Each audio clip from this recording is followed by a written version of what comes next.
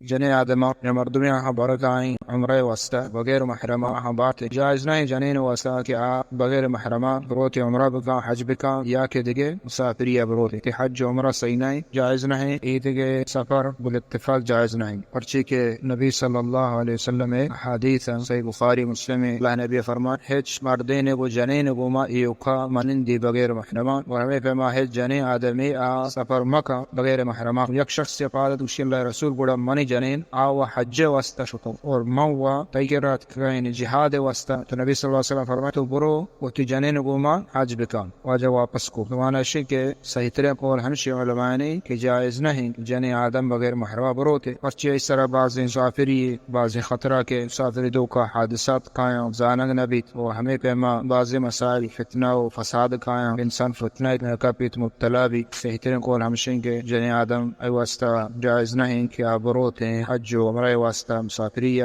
یا کہ ہمیں پیما دیکھے مسافریہ بروتے ہیں بغیر محرمہ